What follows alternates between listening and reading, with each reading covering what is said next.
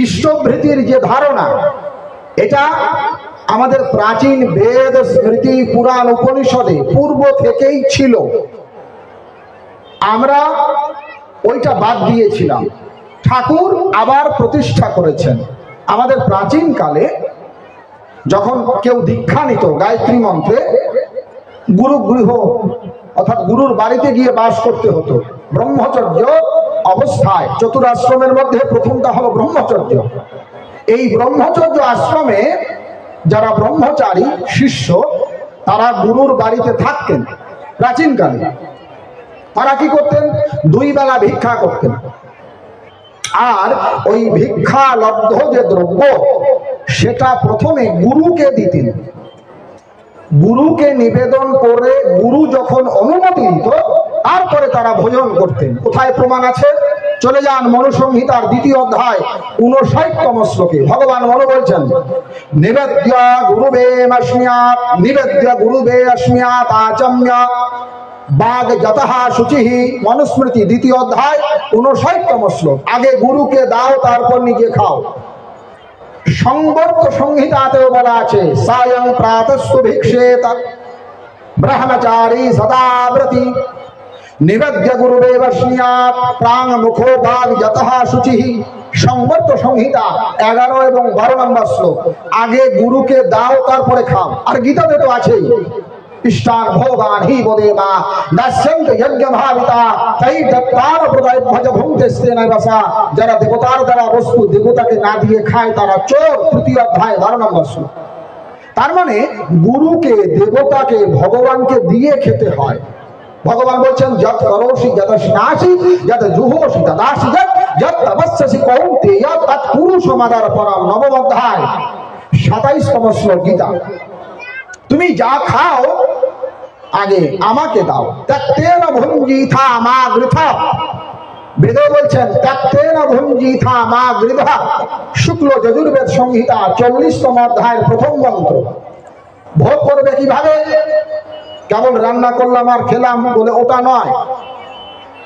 যারা কেবল নিজের জন্য রান্না করে আর নিজের জন্যই খায়, আমাদের বেদ বলছে তারা পাপ রান্না করে আর পাপ খায়। কি বললাম? যারা কেবল নিজের জন্য রান্না করে আর নিজের পেট ভরার জন্য খায়, ওরা পাপ রান্না করে, পাপ খায়, তাদের জীবন ব্যর্থ।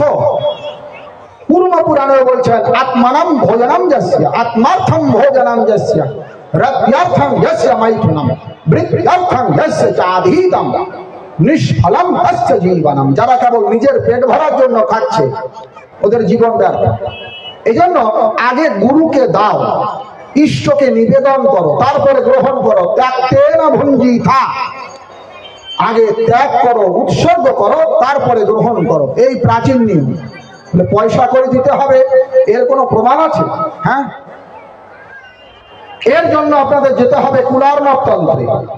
সেই কুলার্ণব তন্ত্রের 12তম উল্লাসের 76 নম্বর মন্ত্র। আপনাদের একটা কথা শোনাই। এই ইষ্টভৃতি নিয়ে আমাদের এই বঙ্গের একজন বিখ্যাত মহাপুরুষ, সিদ্ধ সাধক, বৈষ্ণবকুল চূড়ামণি পূজ্যপাদ শ্রী শ্রী সীতারাম ওঙ্কারনাথ ঠাকুর মহাশয়, যার প্রতিষ্ঠিত মহামিলন মঠ সারা ভারতে আছে।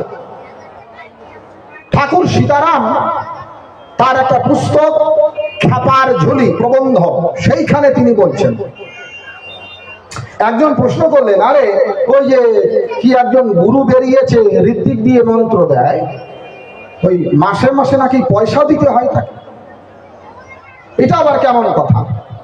এর উত্তর দিচ্ছেন কে? ঠাকুর সীতারাম, যিনি শ্রী ঠাকুর অনুকূল চন্দ্র দীক্ষিত নন, তিনি নিজে একজন সিদ্ধ মহাপুরুষ।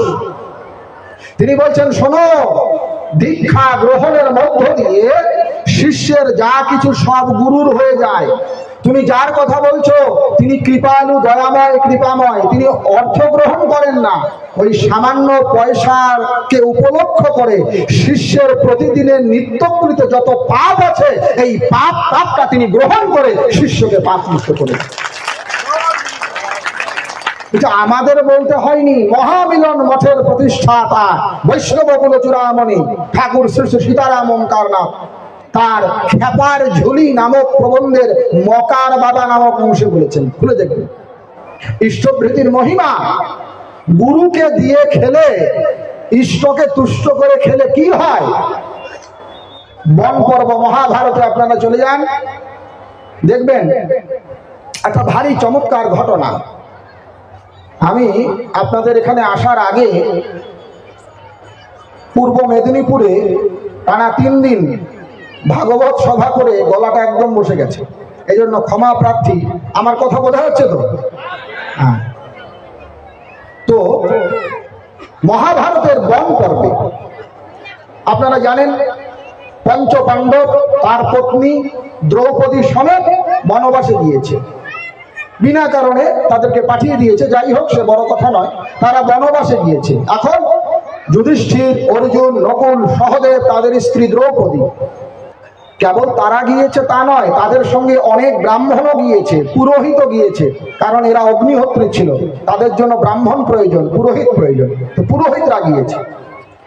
এখন এই ব্রাহ্মণদের খাওয়াবে কোত্থেকে? ওই বনের মধ্যে কোথায় পাবে এগুলো? তারা কি করলেন? যুধিষ্ঠির সূর্যদেবের আরাধনা করলেন। সূর্যদেব তুষ্ট হয়ে একটা থালা দিলেন দ্রৌপদীকে, বলছে শোনো, এই আমি আশীর্বাদ দিলাম। কি আশীর্বাদ? যে প্রতিদিন তোমাদের খাওয়া হয়ে যাবে। দ্রৌপদী যতক্ষণ পর্যন্ত তার খাওয়া শেষ না করবে, এই থালার অন্ন, ব্যঞ্জন, তরকারি কখনো শেষ হবে না।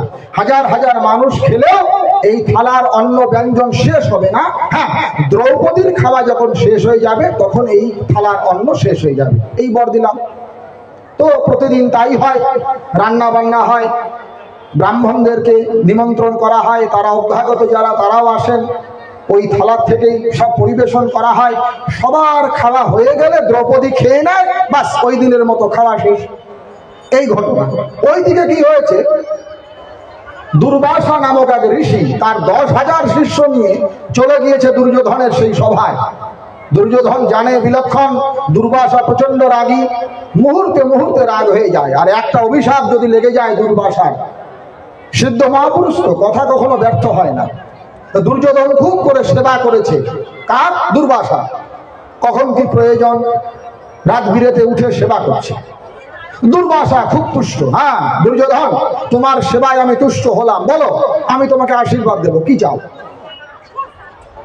দুর্যোধন মনে মনে পরামর্শ করেছেন শকুনি টকুনি সবার সঙ্গে, আর মনে মনে ভাবছে দুর্বাসার 10,000 শিষ্য সমেত যদি আমি জঙ্গলে পাঠিয়ে দেই, কোথায়? ওই যে যেখানে দ্রৌপদীরা আছে।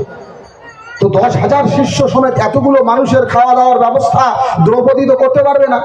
আর খাওয়া দাওয়া যদি ব্যবস্থা না করতে পারে, দুর্বাসা রেগে যাবে, আর দুর্বাসা রেগে গেলে অভিশাপ দেবে, আর অভিশাপ লাগলে তো এরা নিশ্চিত মরে যাবে। তাহলে আমার যুদ্ধ করা লাগবে না, বিনা যুদ্ধে আমার শত্রু মরে যাবে। এই ভেবে দুর্বাসাকে বলছেন, ঋষি বর, আপনার কাছে একটাই বর চাই। কি বর? আমার এখানে যেমন আপনি আপনার 10,000 শিষ্যদের নিয়ে এই ভোজন করলেন, আতিথ্য গ্রহণ করলেন, আমার বড় ভাই আছে ধর্মরাজ যুধিষ্ঠির, ওরা বনে আছে 5 ভাই মিলে, আপনি তাদের ওখানে গিয়ে আপনার এই শিষ্যদেরকে নিয়ে তাদের ওখানে ভোজন করবেন। তবে দ্রৌপদীর খাওয়া যখন শেষ হবে আপনি তারপরে যাবেন।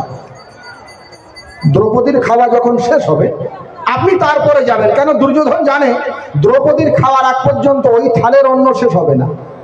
দ্রৌপদী যখন খাবার শেষ করে বিশ্রামে যাবে, আপনি তখন যাবেন। দুর্বাসা বলছে ঠিক আছে তথাস্তু, আমি যাব। চলে গিয়েছে দুর্বাসা, 10,000 শিষ্য। আর এদিকে প্রতিদিনের মতো রান্না হয়েছে, ব্রাহ্মণদের খাওয়ানো হয়েছে, 5 স্বামীদের খাওয়ানো হয়েছে, দ্রৌপদী নিজেও খেয়ে দিয়ে বিশ্রামে আছে, খাওয়া শেষ। এমন সময় 10,000 শিষ্য সমেত দুর্বাসা। যুধিষ্ঠির দেখে বলছেন, প্রভু এসেছেন কেন? বলে আমাদের ভোজন করাও।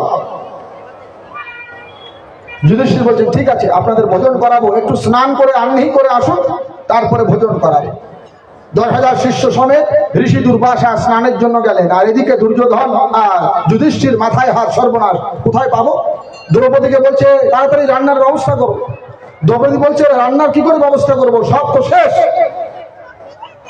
সবার খাওয়া শেষ, আমার খাওয়াও শেষ, আর কিচ্ছু অবশিষ্ট নাই। এখন এই ঋষিদের খাওয়াবো কি করে? আর ঋষি যদি একবার ক্রুদ্ধ হয়ে যায়, দুর্বাসার অভিশাপ কখনো ব্যর্থ হয়। দ্রৌপদী বিপদে পড়ে গেল। আর যখন বিপদে পড়ে, মানুষ বিপদে পড়লে তার প্রিয় পরমকে স্মরণ করে। যার প্রিয় যে, তাকেই তার বেশি মনে পড়ে। দ্রৌপদীর প্রিয়, তার হৃদয় বল্লভ হলো কৃষ্ণ। দ্রৌপদীর এক নাম কৃষ্ণা। কি নাম বললাম? আমরা মাঝে মাঝে কই না হারে কৃষ্ণা, এসব ভুল ভাল উচ্চারণ করবেন না। কৃষ্ণা আলাদা, কৃষ্ণ আলাদা। মধু দর্শিত মার্গে না পাপিষ্ঠ বৈষ্ণবা কলৌ ভবিষ্যৎ ম্লেচ্ছা শূদ্র জূত বহিষ্কৃতা।